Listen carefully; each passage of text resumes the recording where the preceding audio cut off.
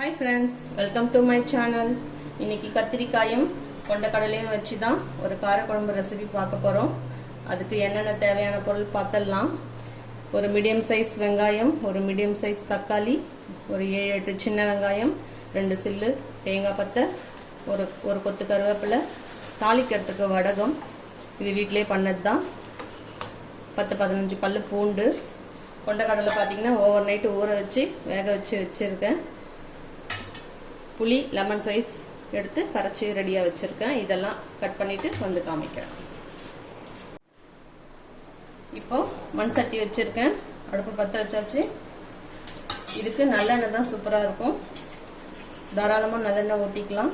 சட்டி காயிட்டும் நல்லெண்ணெய் ஊற்றிக்கலாம்.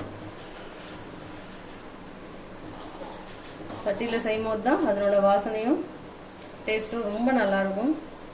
முடிஞ்சளவு மண் சட்டியில் பண்ண பாருங்கள். இல்லைன்னா உங்ககிட்ட என்ன கடாய் இருக்கோ அதில் செய்யுங்க. இப்போ எண்ணெய் ஊற்றிக்கிற நல்லெண்ணெய் தாராளமாக ஊற்றிக்கோங்க.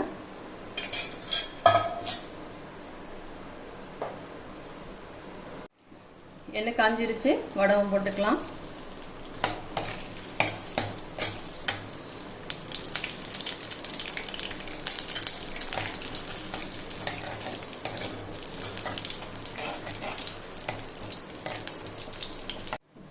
வடகம் பொரிஞ்சிருச்சு. வெங்காயம் போட்டுக்கலாம்.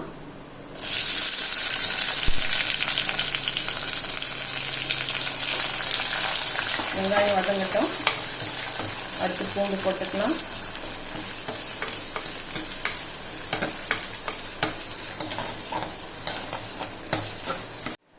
வெங்காயம் வதங்கிடுச்சு. பூண்டு போட்டுக்கலாம்.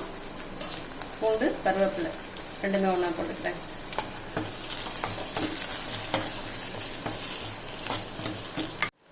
பூண்டு வதங்கிடுச்சு. இப்போ கத்திரிக்காயை போட்டுக்கிறேன். கத்திரிக்காய் எப்பயுமே கட் பண்ணி தண்ணியில் போடுங்க, இல்லைன்னா கருத்து போயிடும்.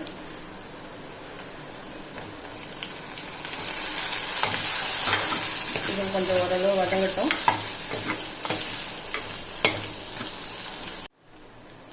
இப்போ கத்திரிக்காய் வதங்கிடுச்சு. தக்காளி போட்டுக்கிறேன். தக்காளி கொஞ்சம் அப்படியே புழிஞ்சு போட்டிங்கன்னா நல்லாயிருக்கும். இது ஒரு நிமிஷம் வதங்கட்டும். தக்காளியும் வதங்கிடுச்சு. புளி தண்ணி ஊற்றிக்கலாம். நான் புளியிலேயே உப்பு போட்டுட்டேன், அதனால் அப்படியே ஊற்றிக்கிறேன். உப்பு எதுவும் போடல.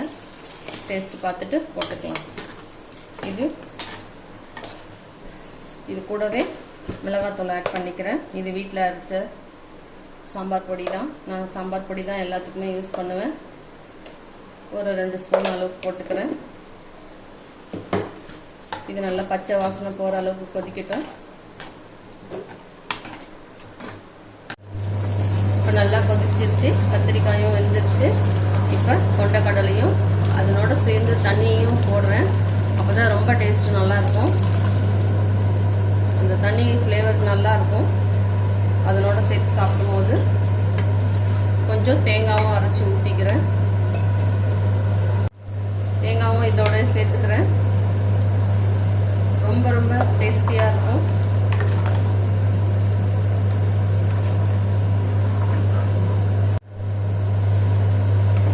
நல்லா ஒரு 5 மினிட்ஸ் நல்லா கொதிச்சிருச்சு. இப்போ ரெடி ஆயிடுச்சு சாப்பிட்றதுக்கு. அவ்வளோதான், ஆஃப் பண்ணிட வேண்டியதுதான். கண்டிப்பாக இந்த கடலையோட தண்ணியும் சேர்த்து ஆட் பண்ணுங்கள். ரொம்ப நல்லாயிருக்கும். எக்ஸ்ட்ராவே கொஞ்சம் சாப்பிடுவீங்க. செஞ்சு பாருங்கள். இந்த வீடியோ பிடிச்சிருந்தா லைக் பண்ணுங்கள், ஷேர் பண்ணுங்கள்.